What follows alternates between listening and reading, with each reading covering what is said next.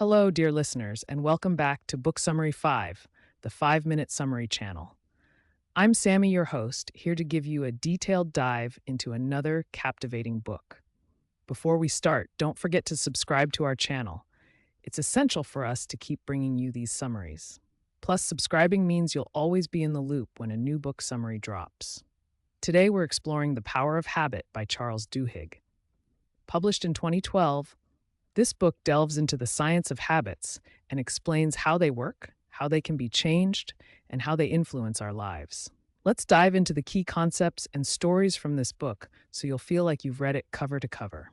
The book is divided into 3 parts: the habits of individuals, the habits of successful organizations, and the habits of societies. Let's start with the first part. Part 1: The habits of individuals. Duhigg introduces the concept of the habit loop, which consists of 3 components: cue, routine, and reward. The cue is a trigger that initiates the habit, the routine is the behavior itself, and the reward is the benefit you gain from the behavior. Understanding this loop is crucial for changing habits. To illustrate the habit loop, Duhigg shares the story of Eugene Pauly, a man who lost his short-term memory but could still perform daily routines due to his ingrained habits. This example demonstrates how habits are stored in a different part of the brain, making them powerful and automatic. Duhigg explains that to change a habit, you need to keep the same cue and reward, but change the routine. This process is called the golden rule of habit change. For example, if you want to stop snacking on unhealthy foods, identify the cue, replace the routine with a healthier activity, and ensure the reward remains satisfying. Part 2: The Habits of Successful Organizations. In this section, Duhigg explores how habits play a critical role in successful organizations. He introduces the concept of Keystone Habits, which are habits that can trigger widespread positive change. One example is the story of Paul O'Neill, who transformed Alcoa by focusing on one keystone habit: worker safety. By prioritizing safety, O'Neill improved communication, efficiency, and ultimately the company's financial performance. Duhigg also discusses the importance of willpower as a keystone habit. He shares the story of the marshmallow experiment, where children who resisted eating a marshmallow immediately tended to have better life outcomes. Willpower can be strengthened and serves as a foundational habit that supports other positive behaviors. Another critical concept is the power of crisis. Duhigg explains how organizations can leverage crises to implement significant changes. He shares the story of the London Underground's safety transformation following a tragic fire, showing how crises can break existing habits and create opportunities for new, healthier routines. Part 3: The Habits of Societies.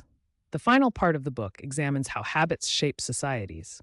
Duhigg discusses the civil rights movement, focusing on Rosa Parks and the Montgomery bus boycott.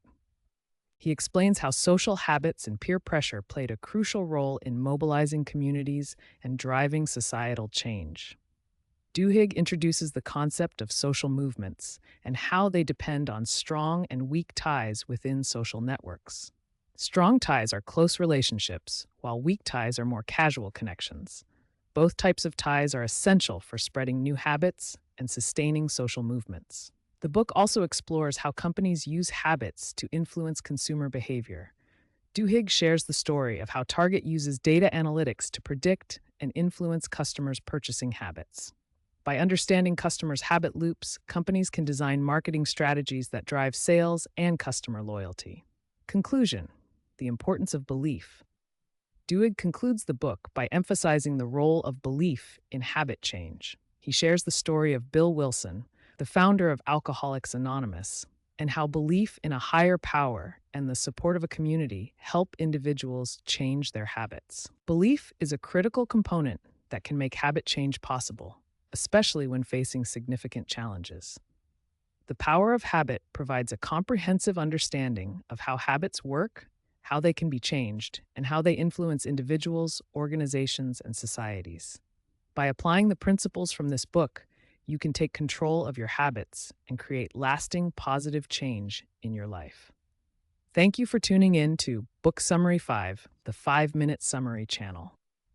Don't forget to subscribe to get updates on new episodes, and if you enjoyed this summary, please like and share it with your friends.